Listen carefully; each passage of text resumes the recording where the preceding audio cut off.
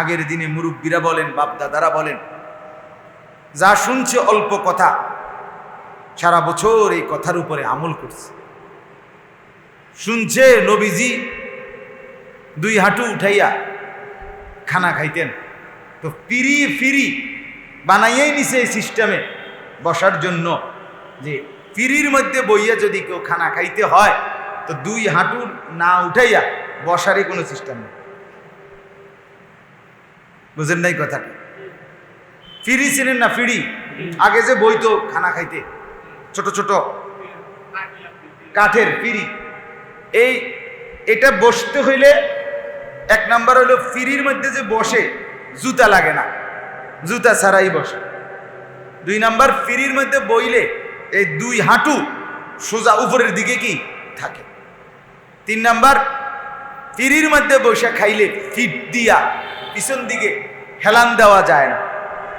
3 number, ফিরির মধ্যে বসে খাইলে ঘাড় সোজা করে খাওয়া যায় না, মাথা নোয়াইয়া খাইতে হয়। তো নবীজির খাবারের সুন্নত ছিল এই 4টা, কিতাবে আছে। নবীজি খালি পায়ে, জুতা পায়ে খানা খেতেন না, খালি পায়ে খেতেন।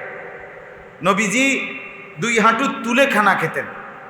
নবীজি পিছন দিকে হেলান দিয়ে অহংকারের মতো খাবার খেতেন না। নবীজি মাথা ঝুঁকিয়ে খাবার খেতেন। এক ফিরিতে 4টা সুন্নত একসাথে আমল হয়ে যেত। বুঝেন না? এরকম ছিল।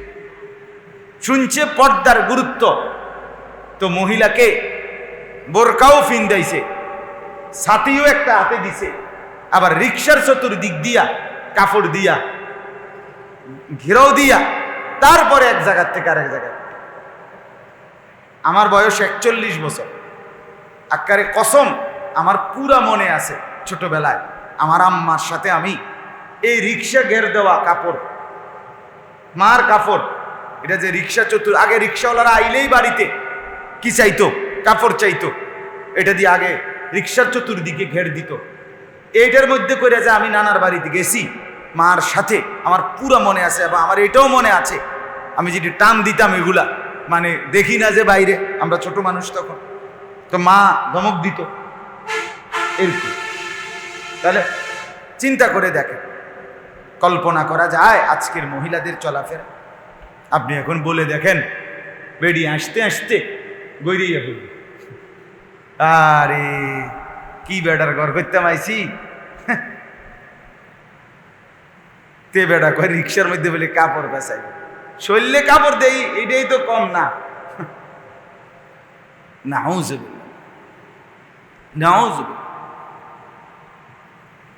আমি তো প্রায় বলি, আমাদের মেয়েদের জন্য যে কওমি মাদ্রাসাগুলো বর্তমানে মহিলা মাদ্রাসা, এগুলো চতুর্দিকে অল্প কিছু হইছে, এই মেয়েরা কালো ঢিলে ঢালা পাট্টাওয়ালা বোরখা পরে, এই মেয়েদের এই মহিলা মাদ্রাসাগুলো যদি বোরখা না পরতো, তো বাংলাদেশে মূল বোরখা যেটা, এটা এতদিনে জাদুঘরও খুঁজে পাওয়া যেত।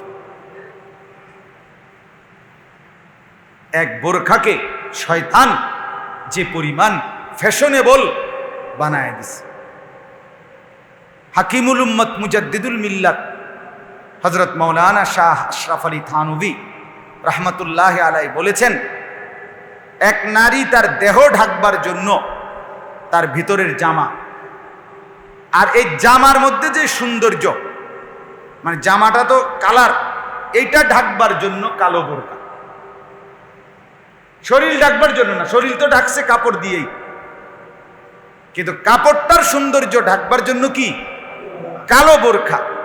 আর আফসোসের ব্যাপার হলো আজকে সেই বোরখাটাই হয়ে গেছে লাল, নীল, হলুদ, বেগুনি, টিয়া কালার, আকাশি কালার, মেরুন কালার, জর্দা কালার, ফান কালার, সুয়ারি কালার, বন কালার, বিস্কুট কালার, আডা রুডি কালার। হ্যাঁ,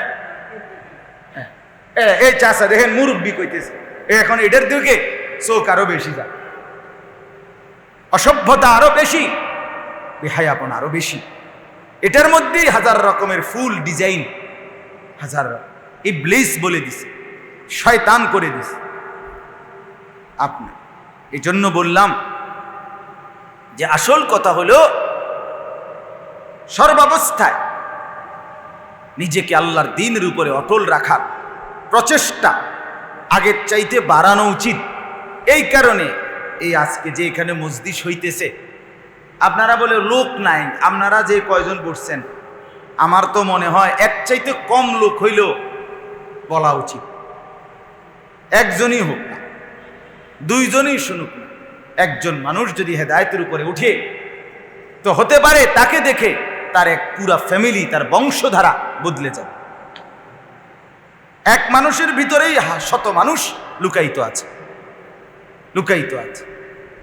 আল্লাহ নবী সাল্লাল্লাহু আলাইহি ওয়াসাল্লাম বলেন, হযরতে আলী রাদিয়াল্লাহু তাআলা আনহুকে একদিন নবীজি নসিহত করেছিলেন, আলী ফাওয়াল্লাহি লা ইন ইয়াহদিয়াল্লাহু বিকা রাজুলান ওয়াহিদান।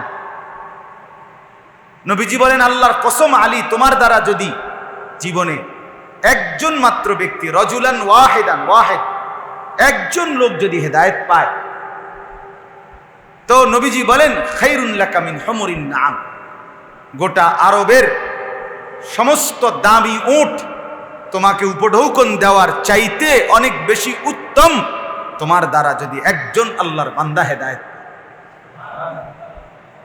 তাইলে কি বোঝা গেল? একজন মানুষের ফিকিরে কথা বলা উচিত কি না বলেন না?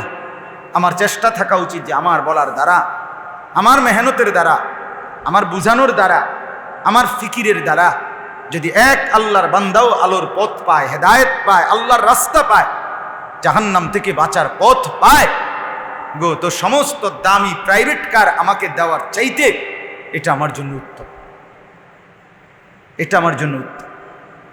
এই জন্য নিঃসন্দেহে মনে রাখবেন, আমাদের এটা ফিকির। প্রতিটা মসজিদে আমরা চাই, প্রত্যেকটা মসজিদে, মাদ্রাসায়, মহল্লায়, নারী পুরুষ সবার জন্য ব্যাপকভাবে আল্লাহর কথার প্রচার হোক। প্রতিদিন মনে করেন, প্রতিদিন কমপক্ষে বাংলাদেশেই 100-র চাইতে বেশি চ্যানেল প্রতিদিন খবর সম্প্রচার করে। বুঝেন নাই?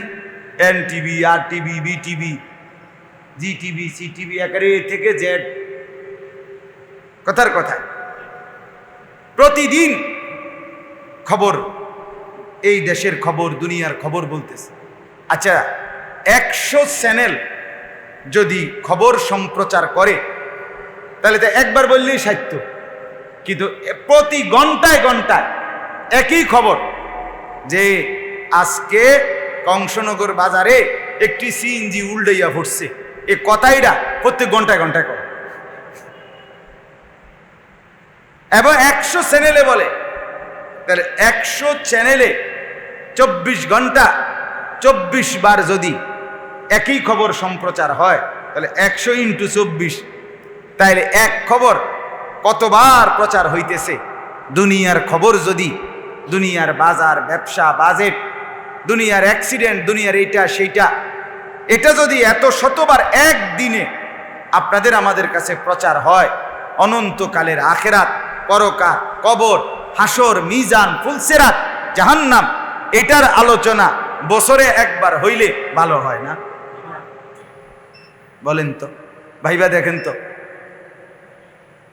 সাময়িক এই দুনিয়ার 60 বছরের জন্য যদি এত বেশি খবর বলা যায়, তাইলে অনন্তকালের জন্য কত লক্ষবার বলা উচিত।